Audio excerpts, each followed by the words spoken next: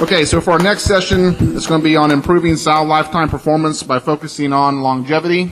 And to give us that presentation is Carlos Gonzalez, part of our tech services team, lives just north of Indianapolis and working with most of our producers here in the East. So, Carlos, it's all yours.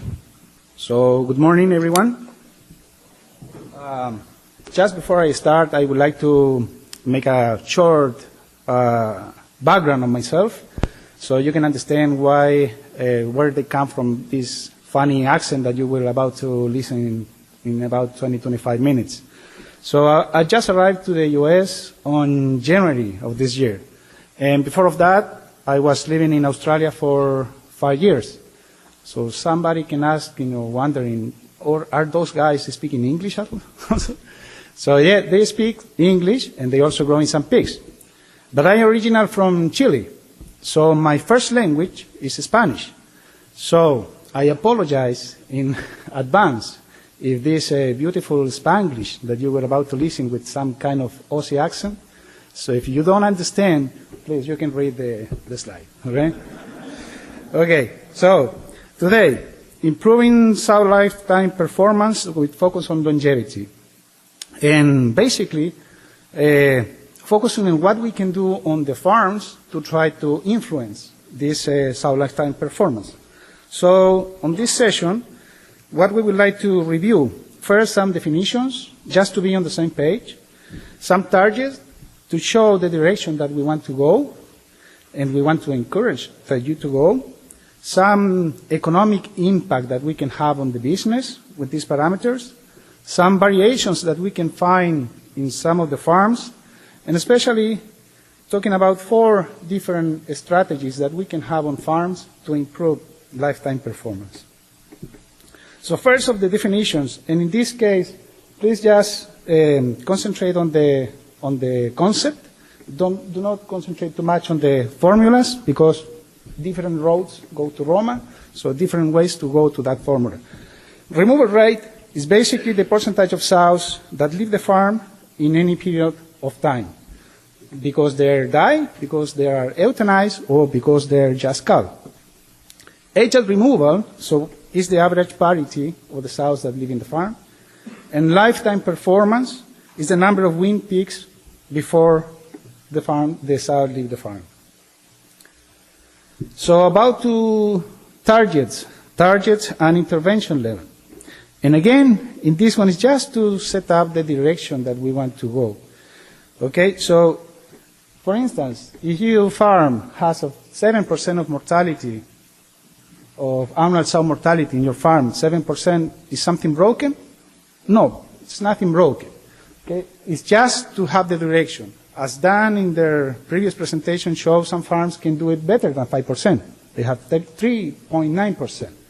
So we just want to check the direction that you can go in your farm and how can you improve. And also the intervention level, so when we need to get worried about that. So for annual sow mortality, the target that we propose is 5%, and the intervention level more than 10%. Annual calving rate, 45%, with intervention level more than 60%. Age at removal, 5, parity number 5, and we will see later why. And the intervention level less than 3.5.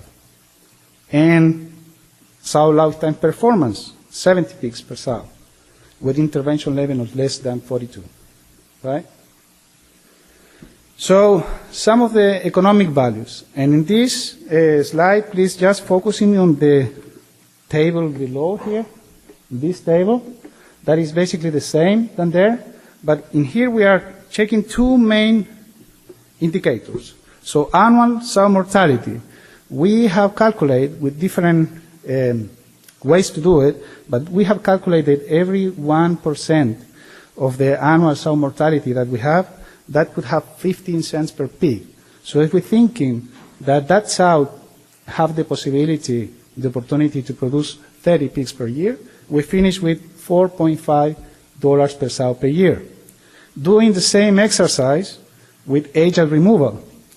So a change in 1 parity, that we finish with 55 cents per pig. So that's telling us about $16.4 per sow per year. Now, the guilds break even, or when the guilds start to pay by himself, when we incorporate to the sow farm. So it's very rare that the guilds pay by himself on the first parity. Some of the farms start to having the break-even point, or the guilds start to pay by themselves on the second parity, but the majority, they do it on the third parity. By the other hand, the biggest or the maximum profitability of the sows, we have found that they're making by parity 5 to parity 6. So why we are targeting the sows to be on the farm until parity 5 or parity 6. Right? So far, what we have seen, we have defined the key indicators that are related to sow longevity, provide some targets that can be used for future reference and benchmarking, and estimate the potential value of controlling sows, some economic values for the sows. So about variation, we find in different farms a huge variation between farms. And this slide, this graphic is just to show just one system with different farms, but it's only one system, and it's supposed to be something similar. Now, in that system, we find a lot of variation, huge variation between the top one, having between parity 3 and parity 4, 80% of retention of the sow. In the same system, a lot of farms that are having around 50%. So why we have those big variations? A lot of explanation could be facilities, the age of the farm, health, a lot of things. But somebody from the field said, sow longevity is ultimately the result of people that really cares. And I agree with that sentence. But I will also, I will add also that what we are doing with our people, how we training the people on the farms, how we teach them, the people on the farms. And that's taken me to the first strategy that we would like to talk, and this is about selection. In this slide, I'm showing what we are doing in PAC when we select our guild. In this case, we try to select on the score 5 and 6, so we avoid to select the extreme of the curve. And why is that? Because we would like to have these very good looking guilds with a good leg structure that allow to the sows, to the guilds, going to parity 5, parity 6, and put on their bodies around 500 pounds. In this case, when we have these kind of situations, if we're thinking, when we breed those guilds with 300 pounds, maybe they can do it. They can do it once, twice, so they can go to parity 1, parity 2. But going from 300 pounds to 500 pounds, man, I think will be very hard for them to go to this point. I don't know if you agree with me, but I think it will be very hard for that kind of guild, or this kind of broken on the legs, to go with 500 pounds, to parity 5. So not only they will leave the herd early, some people also have noticed that they can produce less pigs. And we have seen that these people see here, what they notice in here is when they select guilds with a score 3 or 8, so the extreme of the curve, in average, on the first parity, they produce 6 less pigs per average compared to the other score. So just those 6 pigs is pretty much the cost of the guild. So it's not only they will leave, these sows will leave the herd earlier, also they will produce less pigs. And somebody can say, yeah, but it's only 1%, so the frequency is not so high. But I would say that that frequency in some farms could be a lot higher. So Just imagine if we have a 10,000 sow farm with a 55% of replacement rate. And between the combination of parity, score 3 and score 8, we can have about 5% of increment of this frequency of these yields. Well, we can finish with 3,200 pigs plus minus if they do parity 1 and parity 2, right? So it's something to take in consideration. So, selection and longevity, selection in production, but also in mortality. So, gilts with questionably feed and leg movement tend to have more mortality. And a big component of this mortality on the first parity is lameness and downers as well. So with these three indicators, we can have a good picture of what we can do, how can we interfere on selecting gilts, and how can we improve this parameter. So from the previous summary to this one, we have variations within different systems. Could be different management strategies, and poor quality yields are low in percentage, but it's something that we need to consider anyway from the economical point of view. Now, that taking me to the second strategy that we have on farm, that we can have on our hands to improve our longevity, and is having a good culling strategy. So the main reason why we cull in voluntary way is to reduce the prevalence of marginal sows on the farm, the way that we can improve production on the farms, but also to avoid some of the welfare repercussions that we can have, and try to capture some value of the sow. So the same that we are seeing before with the leg structure, we can find this kind of problems on the farm, on the breeding barn. So we find this kind of sows on the breeding barn, so sows that already are made, already are bred, or we found these kind of injuries on the breeding barn, we can start to question ourselves if these kind of sows, they will make it. So yesterday, Pedro gave a good example. If we're going in a car, we want to drive from California to New York in a car that doesn't have a good shape, we can go, or we cannot go. We can stop in the middle. So in this case, these sows, it happens something similar. We are not sure if these sows, if you breed these sows, they will go to the farrowing room, and that's a problem. So instead of having these sows in here, we need to question ourselves: it's worth or not? Okay, and if we eliminate proactively, we cull these sows proactively, finally the herd will get more healthy. And if we're talking about treatment or early prevention of this problem, because the first approach with these sows obviously is try to recover these sows. So that's giving me or taking me to the third strategy. What is the individual sow care? And we have seen on the sow farms that the good husbandry is in short supply. It's very hard to find today people on the farms that want to work in our industry. This is probably not the first choice that the people have to work this industry. So we have demographic change, we have high labor turnover, and the sow farms are growing. The industry in the U.S. is growing, but we don't see that the growing of the people that is going to the farm is growing at the same level. So people have more sows to take care of the farm. Also, sometimes the layout of the farms doesn't help too much. So we are working on the farms. We are going inside the pens to check the sows every day. The people is doing that one. So when we walk in the pen, we walk in the barns, we refer to walking inside the pens, not on the aisleway. So we can identify the sows in a proper time and make the treatment in a proper time to have better chance to recover the sows.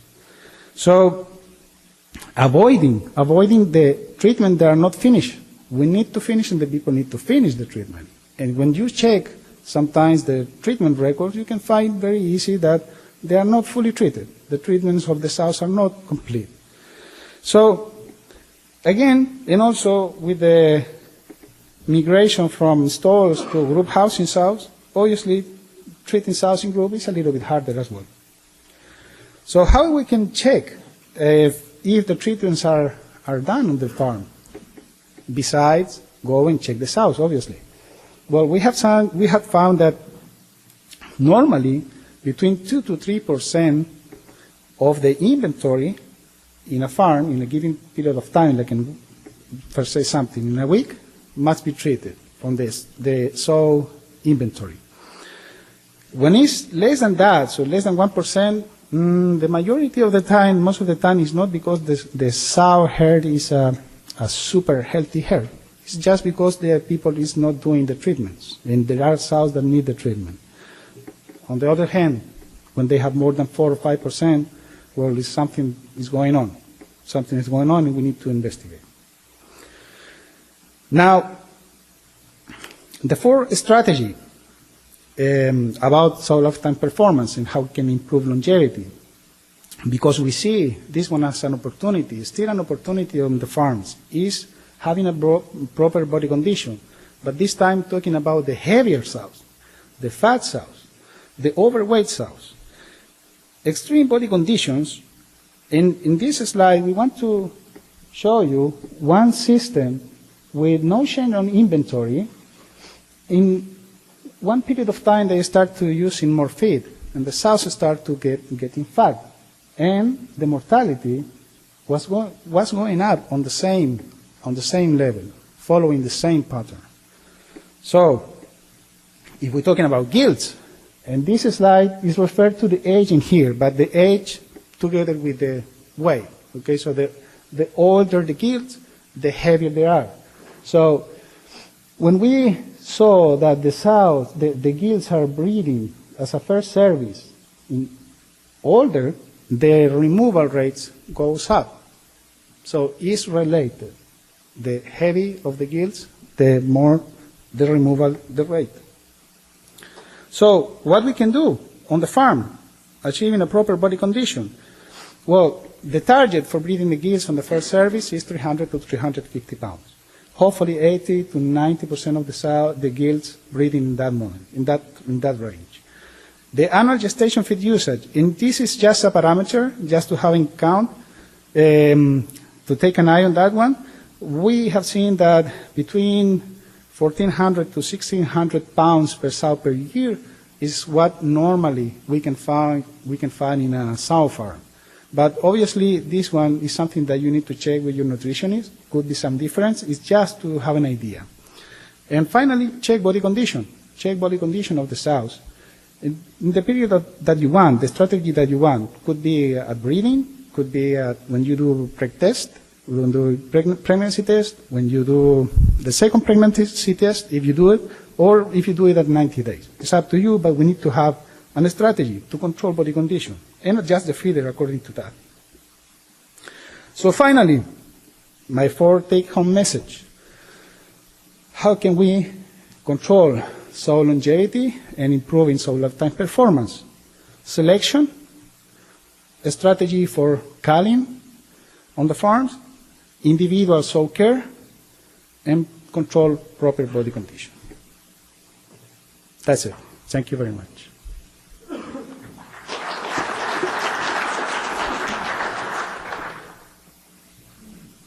Thanks so much, Carlos. Does anyone have any questions for Carlos regarding his talk today? Good afternoon. If not, Carlos, I was on a farm about a month ago that had really high sow mortality. And one thing we saw was that when we went to their gilt developer, their gilts were about over 400 pounds that they were breeding. And I think their eyes had really gotten off target. What can we do to get 80 to 90% of our females to hit that 300 to 350 pound weight? What's a practical thing we can do to readjust our eyes on farm? I believe if we have a good gilt developer program put in place, and that means starting to heat checking or do board exposure at 25, 26 weeks of age, When we have the second heat, not serviced or ready to be serviced, would be about 6 weeks after that. So that gives us about 30 to 31 weeks old. Our gilts, PIC gilts, of 30, 31 weeks old, they will have about around 300 pounds is what we believe, is what we want.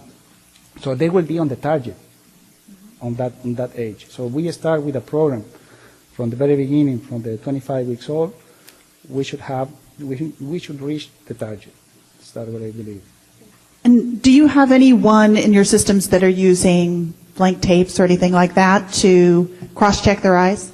Yeah, sure. There are some farms that are using scale, but they are very, very rare. And most of the farms, some of the sows farms are using the tape to measure the weight.